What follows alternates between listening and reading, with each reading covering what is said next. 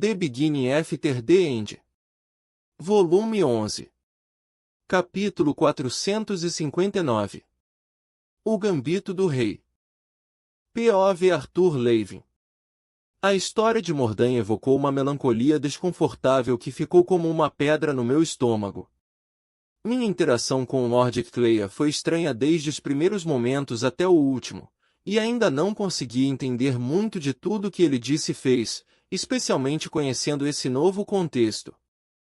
Ficou claro que o velho Azura queria algo de mim, mas que troca valeria o custo das lágrimas da mãe. As teorias percorriam meus pensamentos, mas não tinha como confirmá-las, nem mesmo ter uma ideia geral. Apesar de saber que um jogo potencialmente revolucionário da política Azura, comigo no centro, estava acontecendo em Efeltus, tinha preocupações imediatas que precisavam ser consideradas aqui em Dicatem. A notícia de que Cecília estava aqui não foi bem-vinda. Qualquer coisa em que estivesse envolvida provavelmente seria grande o suficiente para mudar os rumos da guerra, mas essa não era a única razão pela qual eu estava desconfortável.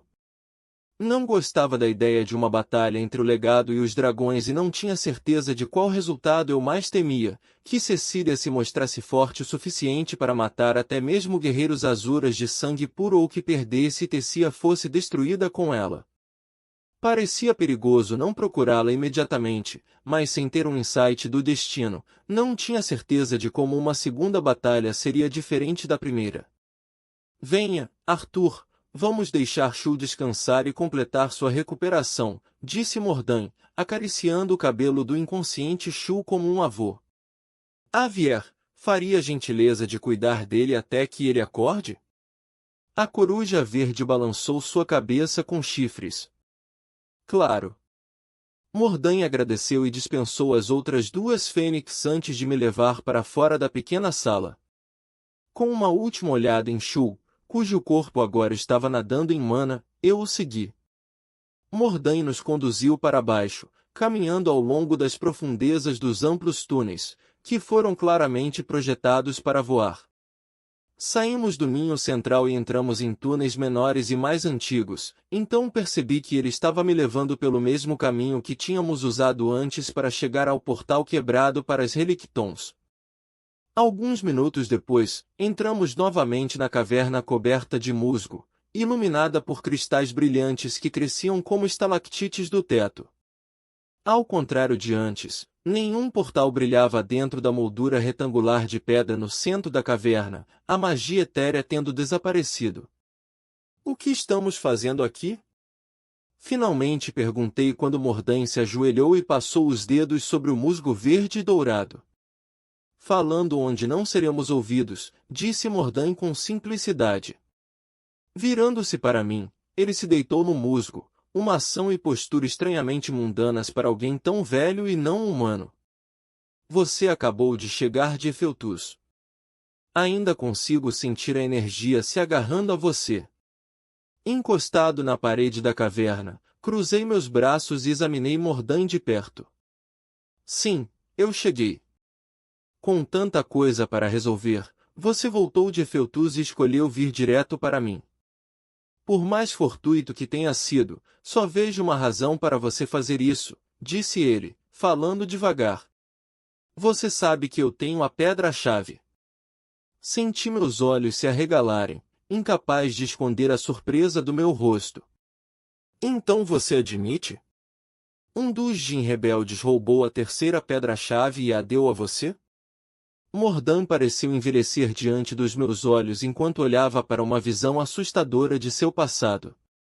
Alguns poucos Jin pensaram que poderiam mudar o destino de sua civilização. Mesmo entre aqueles que buscavam refúgio com meu povo, essa opinião era rara. As Relictons não eram apenas uma grande biblioteca que continha todo o conhecimento coletado pelos Jin, mas também continha peças de conhecimento etéreo que, quando resolvidas como um quebra-cabeça, podiam permitir uma visão sobre como influenciar o próprio destino. Os Jin, coletivamente, armazenaram esse conhecimento na esperança de que alguém acabasse sendo capaz de usá-lo de uma forma que eles não foram, mas aqueles que queriam revidar estavam prontos para tentar a façanha sozinhos, mesmo que isso os matasse. Tentei convencê-los do contrário, pregando a sabedoria de sua coletividade, mas, tendo deixado de lado seu povo, mesmo no esforço de salvá-los, não estavam dispostos a ouvir tal coisa, nem mesmo de mim. Mas, à medida que mais deles entravam nas Relictons e não retornavam, sua busca se tornava mais sombria e desesperada. Mordan pausou sua história, seus olhos se fecharam como se doessem. Eles pretendiam usar esse poder oculto para cortar a conexão deste mundo com Efeltus a fim de acabar com o genocídio. Isso teria funcionado? Perguntei, voltando minha mente pela primeira vez para como, exatamente, alguém poderia usar o aspecto do destino para resolver os muitos problemas que agora enfrento. Os olhos de Mordan se abriram, brilhando de raiva. Instintivamente me afastei dele, mas a emoção foi sufocada tão rápido quanto apareceu e ele soltou um longo e suspiro cansado. Efeltus já foi um pedaço deste mundo e, de uma forma muito real, ainda é. Se a bolha que o cerca fosse isolada deste mundo, Efeltus lentamente morreria pela privação de mana. O mundo que os Azura construíram para si desmoronaria, desapareceria, eventualmente, as paredes que o separavam da dimensão em que está alojado se desgastariam. Acho que não preciso extrapolar o que aconteceria então. Engoli pesadamente, entendendo por que isso seria um assunto delicado para o Fênix. Teria sido um tipo de genocídio totalmente diferente. E você não podia permitir isso. Não, não podia, respondeu, com seu comportamento simultaneamente tenso e melancólico. Quando conseguiram reivindicar essa pedra-chave, eu destruí a entrada deles para as Relictons, o mesmo portal que, ironicamente, você consertou mais tarde. Aqueles que o seguiam partiram, decidindo que nossos objetivos não estavam mais alinhados, mas a maioria permaneceu e viveu o resto de suas vidas aqui em paz. Como o pai de Shu. Pensei no guerreiro temperamental, filho de 2 representantes de clãs pacíficos. Ele era muito diferente de qualquer um dos outros membros do clã Asclepios. E também dos Jin que tinha visto. Ele puxou seu temperamento de sua mãe ou pai? Perguntei, de repente desconfiado de alguma coisa. A boca de Mordan se contorceu em um sorriso irônico. Ambos. Que combinação! Acho que foi exatamente esse fogo interno que os uniu. Dawn foi uma grande guerreira. Acredito que ela teria preferido que todo o nosso clã perecesse em uma gloriosa batalha contra os Indrates, mas era igualmente leal, então quando decidi levar todos que pudesse e deixar Efeltus, ela também foi a primeira na fila atrás de mim. Quanto ao pai de Shu, ele não era exatamente um membro comum da raça Jin.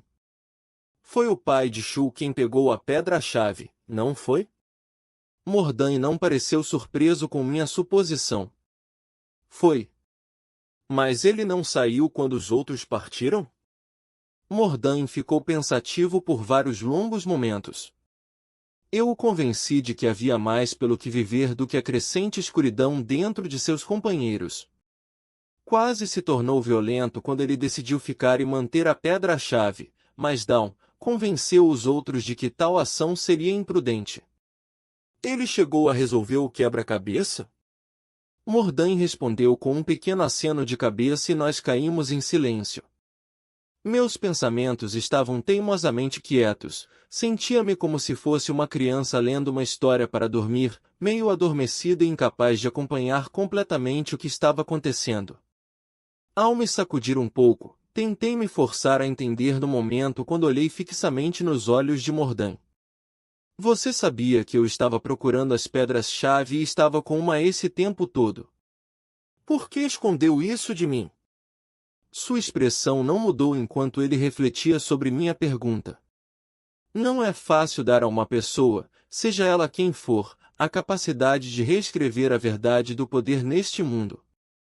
Como alguém poderia ter em suas mãos a chave do destino e não sucumbir à inevitável corrupção de tal coisa?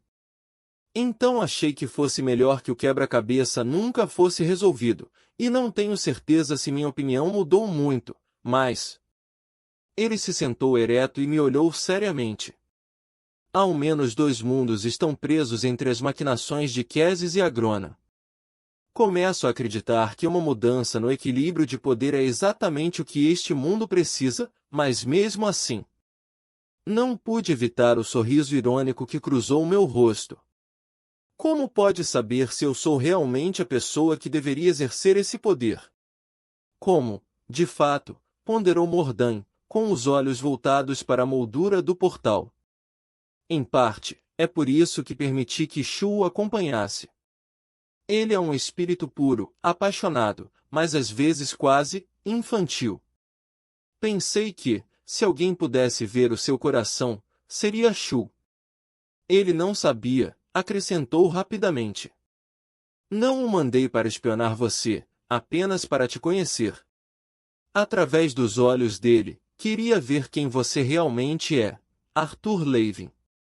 E, agora eu sei. Esperei que ele continuasse, sem me surpreender com o que tinha a dizer sobre Shu, mas curioso para saber para onde isso estava indo.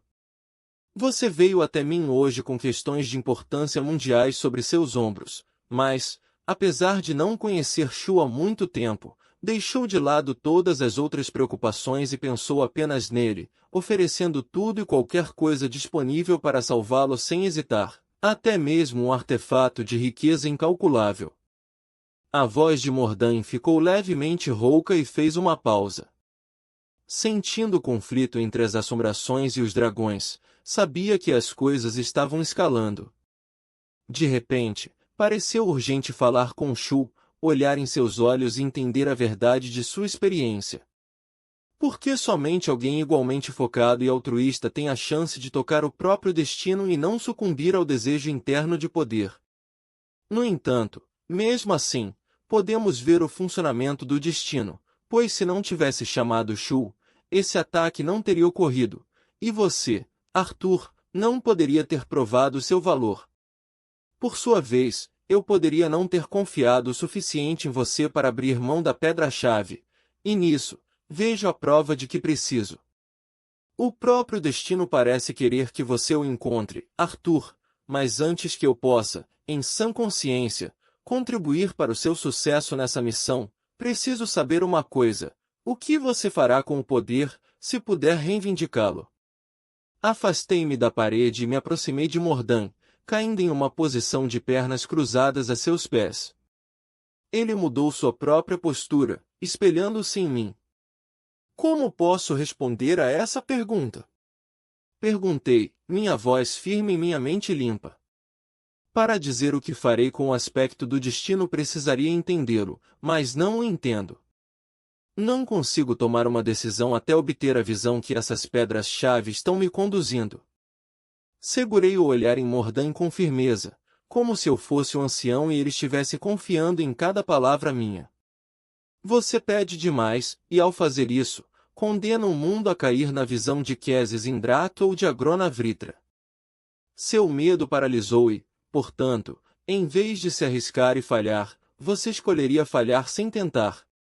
Esse é o custo de escolher ser passivo em uma guerra em que perder significa o fim de tudo. O olhar de Mordant caiu no musgo dourado e verde entre nós. Distraidamente, seus dedos roçaram a superfície áspera. Então, inesperadamente, ele deu uma pequena risada. Você oferece insultos quando convém ser político, mesmo que tenha que inventar seu raciocínio. Um homem menos honesto alegaria trabalhar pela paz e pela prosperidade de todos ou de alguma outra reivindicação calculada, mas sem peso nenhum. Você, no entanto, fala a sua própria verdade, e fala com sabedoria. Eu me mantive fora do tabuleiro por muito tempo. Não vou lutar essa batalha por você, Arthur, mas também não vou mais ficar no seu caminho. Pode ficar com a pedra-chave. Ele acenou com a mão e a mana varreu o chão na base do portal. Sem saber o que esperar, fiquei surpreso quando a mana descobriu um esqueleto enterrado vários metros abaixo do retângulo de pedra. Havia uma tonalidade azul nos ossos identificando-os como algo diferente de humanos. Um cubo escuro fosco idêntico às outras pedras-chave flutuava suavemente, livre dos dedos agarrados do esqueleto e saiu do buraco. Depois o solo voltou para o túmulo escondido e a pedra-chave flutuou até minhas mãos. Apesar do peso e da superfície fria e levemente áspera, fiquei desconfiado. Apesar de tudo, conseguir tão fácil o mesmo item que passei tanto tempo procurando, precisava ter certeza. Com uma sondagem de éter, imbuí a relíquia cuboide. Minha mente mergulhou na pedra angular, descendo até o esperado véu de energia violeta. Eu me inclinei nela, empurrando a parede até me manifestar do outro lado. Dentro do reino da pedra-chave, me vi cercado por, não tinha certeza do que eram. Pareciam arranhões no ar, marcas etéreas que queimavam nas bordas. Cada uma era diferente. Os arranhões se cruzavam como runas, mas quando focava minha atenção em uma, ela desaparecia, revelando ainda mais nos cantos da minha vista. Minha mente consciente desencarnada girou, revelando que o reino da pedra-chave estava cheio dessas marcas etéreas, mas em todos os lugares em que me concentrava, elas desapareciam, enquanto as da minha visão periférica brilhavam ainda mais intensamente. Fazendo uma pausa, levei um momento para deixar minha mente se estabilizar, permitindo ativamente que ela se desconcentrasse. Olhando não diretamente, procurei significado nas marcas ao redor com minha visão periférica. No início, tive dificuldades, incapaz de focalizá-las sem olhar diretamente. Era um pouco mais do que formas borradas pairando no ar etéreo do reino da pedra-chave. Com meus anos de experiência meditando, deixei minha mente mergulhar mais fundo nesse estado de relaxamento, deixando-me ver, sem tentar ativamente entender, mas esperando que a compreensão chegasse até mim enquanto meu subconsciente decifrava as formas. Família, percebi, reconhecendo uma das formas como uma runa esculpida. Proteger. Incentivar. Forma. Futuro. Eram todas runas. Quando percebi isso, meu olhar se voltou para a runa que dizia futuro. E ela desapareceu. Comecei de novo, entrando nesse estado meditativo e lendo as runas. Algumas se repetiam e havia muitas outras além das primeiras, mas não tinha certeza. Quando concluí a primeira pedra-chave, o quebra-cabeça, quero dizer, a ação que eu deveria realizar, parecia relativamente simples, mesmo que a solução não fosse, mas aqui, enxergava as peças com bastante clareza, mas não tinha contexto sobre o que fazer ou como seguir em frente. A comparação surpreendente do espaço vazio à minha frente com a segunda pedra-chave interrompeu meu estado meditativo e senti uma onda de preocupação. E se eu não estivesse vendo o quebra-cabeças inteiro e, como antes, algo estiver faltando porque não tenho a mesma noção que o Jin tinha? Mas meu senso de mana havia retornado à medida que meu insight sobre Reonheart se fortalecia e, de qualquer forma, percebi que isso parecia intencional. Só precisava descobrir qual era essa intenção. Pensei em sair e voltar à minha conversa com Mordan, mas o significado parecia estar a apenas alguns passos da minha compreensão. Só mais alguns minutos, disse a mim mesmo, voltando à meditação. Fardo. Insight. Evoluir. Família. Aprender. Li cada palavra uma a uma sem me concentrar nas runas, procurando algum padrão ou significado. Proteger a família. Aprenda um insight. Moldar o futuro, pensei, tentando combiná-las para o caso de meus pensamentos provocarem alguma mudança em meu ambiente, mas nada aconteceu. Em seguida, usando o que aprendi com a primeira pedra-chave, enviei dedos de éter em direção às runas emparelhadas, tentando talvez conectá-las por meio de meu poder, mas quando meu éter atingiu as runas, elas desapareceram. Tentei esse experimento algumas vezes com diferentes pares de palavras, depois com palavras combinadas, e finalmente, com uma sequência totalmente aleatória das runas, mas todas as tentativas tiveram o mesmo resultado. Deixando isso de lado, voltei à meditação para reassentar minha mente. Só mais um minuto, depois eu sairei, assegurei. Sem tomar uma decisão consciente de fazer isso, meus pensamentos se voltaram para Eli e minha mãe. A runa da família flutuou ao meu redor e queimou contra a escuridão. Acho que não era de se admirar, mas ao pensar nelas, esperando que estivessem bem e me perguntando que tipo de treinamento Eli estava fazendo com Gideon e Emily, meus pensamentos se projetaram visivelmente no espaço vazio para onde o centro desfocado da minha visão estava voltado. Minha mãe e Eli, ambas aparecendo como as vi em minha mente, uma espécie de mistura entre sua aparência há 10 anos e sua aparência no presente, pairando naquele espaço central, emoldurado por runas. Contudo, algumas runas estavam desaparecendo, e foi preciso um esforço concentrado de vontade para não desviar meu olhar e ver quais. Em vez disso, mantive essa imagem clara em meus pensamentos e tentei fixar meu olhar para que pudesse extrair o significado das runas flutuantes da minha visão periférica, como havia feito antes. Família. Proteger. Guiar. Amor. Insight. Incentivar. Crescer. Aprender. Fardo. Meu foco mudou para essa runa final, e ela desapareceu, assim como a imagem de Eli e mamãe. Todas as palavras que faltavam reapareceram nas bordas da minha visão. Quando li culpa, a palavra brilhou da escuridão muito mais do que todas as outras. Uma conexão subconsciente, talvez, ou a pedra-chave reagindo às minhas próprias emoções. Minha família não é um fardo, pensei com força, sem esperar nenhuma resposta da pedra-chave.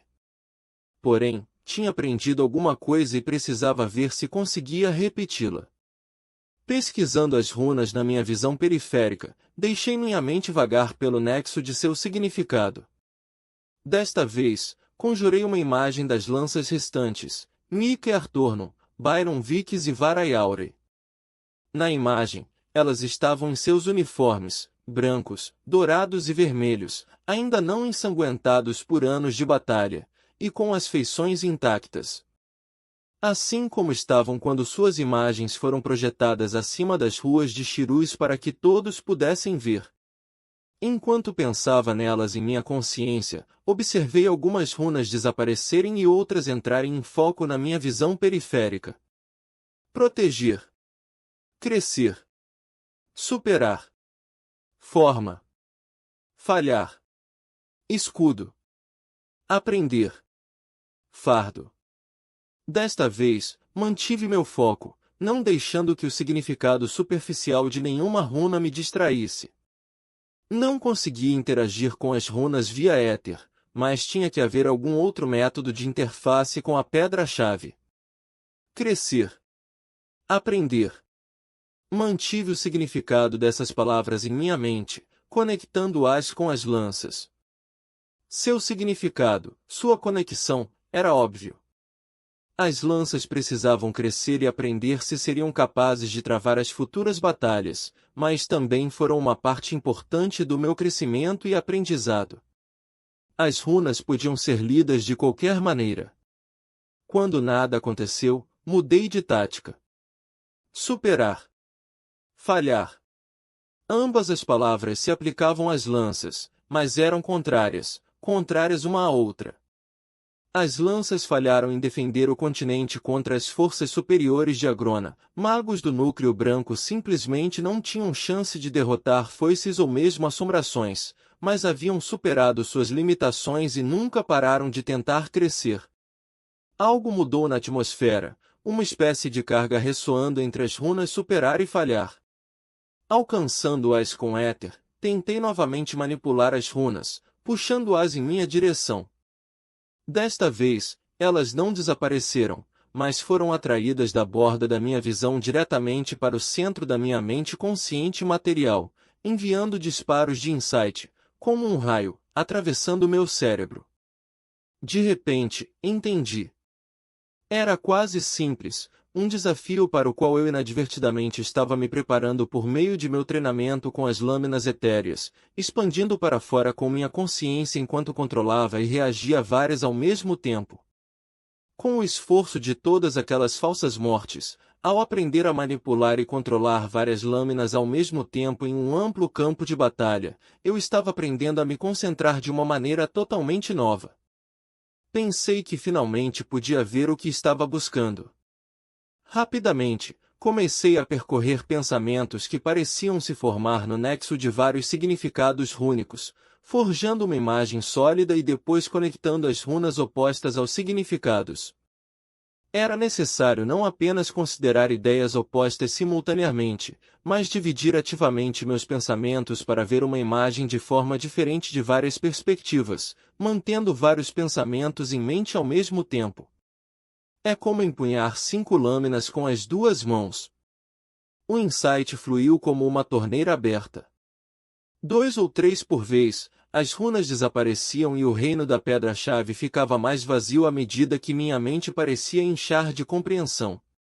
De repente, fluiu em mim um sentimento desconcertante. O reino da pedra-chave estava vazio e eu estava sendo atraído de volta pela parede de energia roxa. Meus olhos se abriram enquanto uma fina poeira negra percorria meus dedos, derramando-se no denso tapete de musgo. Um par de olhos amarelos brilhantes encontrou os meus e Mordain deu um passo atrás. Arthur? Mas o que? Cerrei meus punhos e tentei acalmar minha respiração enquanto meu pulso acelerava. Às minhas costas, podia sentir, a nova runa divina estava pesando em minha mente. Como antes, um nome e uma história se apresentaram para mim, séculos de criação, propósito e intenção entrelaçados na visão como uma tapeçaria. Busquei o chão para me levantar, só então percebi que estava flutuando acima do chão coberto de musgo. O éter atmosférico parecia estar pressionando contra mim, como se eu estivesse entrelaçado nele, me segurando contra a força da gravidade. Movendo-me como se estivesse em transe, me desdobrei e fiquei de pé com firmeza, com uma repentina sensação de nostalgia se misturando com a empolgada confusão de meu sucesso na pedra-chave. O que aconteceu? Mordain perguntou, com a voz firme e incerta. Para ele, percebi que deve ter parecido que fiquei catatônico por um breve período enquanto flutuava no ar. Eu respondi, com a voz cheia de descrença. Depois dos longos testes das 2 primeiras pedras-chave, não poderia ter ousado esperar que a terceira pudesse ser desvendada tão rápido. Eu consegui, Mordain. O poder da terceira pedra-chave, outra runa divina. Empurrei o éter ao longo da minha coluna até a runa divina. Um brilho dourado inundou a caverna enquanto minha mente se iluminava como uma teia infinita de luz estelar ramificada se espalhando pela eternidade de meus próprios pensamentos. Uma coroa, disse Mordain suavemente, com o olhar focado no topo da minha cabeça, de onde percebi que a luz dourada estava primariamente irradiando. Uma coroa de luz. Ao sentir hesitantemente a emanação que ele estava vendo, entendi. O gambito do rei. Liberei a runa divina, deixando de ver os efeitos colaterais de seu uso, sem fôlego. Precisaria de tempo para entendê-la completamente e o que ela poderia fazer, mas se essa breve ativação fosse alguma indicação. Eu preciso ir. Distraidamente me virei para a porta. Por favor, faça com que Shu retorne em segurança a Vildorial quando ele estiver. Uma mão forte agarrou meu pulso, me parando. Arthur, antes de sair, há algo que você deve saber. O comportamento de Mordain ficou repentinamente sério. Forcei a mim mesmo a encarar o momento com seriedade, um pouco difícil depois do que acabei de vivenciar, mas dei a ele toda a minha atenção. Você deve ter cuidado.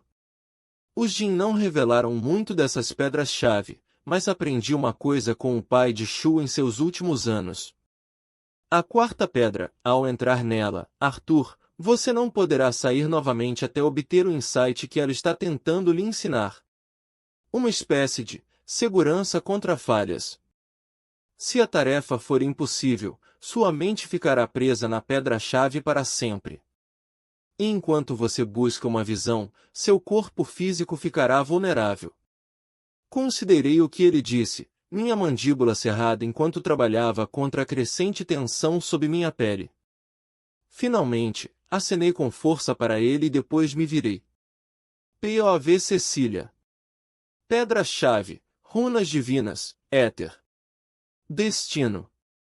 Tanta coisa havia sido revelada, tantos detalhes sobre os quais não sabia nada antes. Sobre o passado e até sobre possíveis futuros, mas nem tudo importava. Não, me concentrei nas partes mais importantes. Arthur está procurando por um poder que lhe permita mudar o próprio destino. Mas nem mesmo ele parece saber o que isso realmente significa. Mas, ele ficará vulnerável quando usar a última pedra-chave. Ressoei baixinho, falando metade para mim mesma, metade para Tessia, que podia sentir vibrando atentamente, tão envolvida no que aprendemos quanto eu. Pode ser isso, disse Tessia, com sua empolgação atravessada por um forte toque de medo. Você precisa ver isso, não é, Cecília? Temos que ajudar Arthur a encontrá-la, seja ela o que for. Ele poderia. Eu ri, depois fiquei quieta rapidamente, lembrando onde estava. Ajudá-lo? Por que eu faria isso? Levantei do chão, voando rápido, mas com cuidado, pelos galhos mais baixos das árvores. Esta é minha chance de derrotá-lo enquanto ele não pode reagir. A excitação surgiu dentro de mim, vibrando logo abaixo da superfície. Percebi o quanto esperava evitar outro confronto com Gray, e agora descobri a resposta de como poderia derrotá-lo sem me testar contra sua magia novamente. O destino em si, Cecília. Você acredita que a Grona pode mandá-la de volta a algum tipo de vida na Terra, mas que Arthur não, mesmo com esse novo poder? Perguntou Tessia, com descrença em seu tom. Pensei melhor, com uma sensação de náusea e culpa se contorcendo dentro de mim como as videiras do guardião de Elderwood. Sei que ele não faria isso. Depois de tudo que Nico e eu fizemos, por que ele? Eu sei que isso não é verdade, eu sei, as garantias de Tessia desapareceram e pude sentir sua dúvida. A Grona pode ter querido me ver lutando contra Gray para aumentar nossa força, mas nunca permitirá que Gray reivindique esse poder. Estou na sua cabeça, lembrou-me Tessia desnecessariamente. Eu sei que você sabe que isso é errado. Isso não é quem você queria ser. Em 2 vidas, quantas pessoas já te mostraram gentileza, Cecília? Não as pessoas que queriam transformar você em uma arma, ou em um monstro sob seu controle. Mas Arthur, ou Gray, ele e Nico estavam lá para você. Eles ainda podem estar. Nico quer. Você não sabe o que ele quer. Surtei, minha voz soando assustadora pela floresta tranquila. Nico me entende. O que está sendo pedido de mim, o que eu preciso fazer, ele vai me apoiar. Ele teve que tomar decisões difíceis, assim como eu, e eu o perdoei por elas. Assim como ele me perdoa. Havia outra coisa a qual não me atrevia a dar voz, algo novo que surgiu enquanto pensava em Nico. Antes, na Terra, eu fiz o que fiz para que não usassem Nico contra mim, porque sabia que chegaria a esse ponto. E se eu me voltasse contra Grona, ele faria o mesmo. Em comparação, tinha certeza de que ele podia fazer com que todos aqueles experimentos torturantes parecessem um passeio no parque. A Grona é minha única chance de conseguir o que eu quero. Não é, você só. Chega! Gritei novamente, mais alto, com uma rajada de mana se espalhando ao meu redor, arrancando várias árvores pela raiz e jogando-as para longe.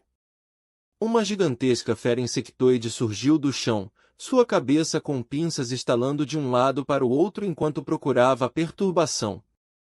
Instintivamente, ataquei com um chicote de mana, e a besta de mana foi aberta de sua cabeça até o longo tronco que era seu corpo. Com um grito gorgorejante e chiureante, ela afundou no pântano. Respirando com dificuldade, avancei ainda mais rápido, deixando minha mente se esvaziar, não sentindo ou pensando em nada, exceto a rajada de vento do furacão em meus estúpidos cabelos grisalhos. Dentro do meu crânio, havia um silêncio abençoado. Apesar de sua afinidade em se esconder, as assombrações não conseguiam esconder completamente sua presença de mim. Foi fácil encontrá-las de novo, junto com o Nico. Não aterrissei, mantendo vários metros entre mim e o solo encharcado dos pântanos onde estavam esperando. Nico, precisamos voltar para a Lacria imediatamente. Há notícias que a Grona deve. Acho que encontrei o que precisamos. Nico explodiu de entusiasmo, como uma criança em seu aniversário. Ele sorriu, absorto. Decidi procurar em mais uma masmorra enquanto você estava fora e... Mais tarde, respondi, ansiosa para entrar em contato com a Grona enquanto todas essas informações ainda estavam relativamente frescas em minha mente. Os olhos de Nico brilharam de dor e percebi que meu tom tinha sido muito mais nítido do que pretendia. Desculpe, disse rapidamente, descendo até onde ele estava olhando para mim. Nico, descobri algumas coisas. A fenda, o plano, tudo mais terá que esperar agora. Precisamos ir até a Grona. Acenando com a cabeça, ele retirou seu Tempus Varp do artefato dimensional que usava. Claro, Cecil,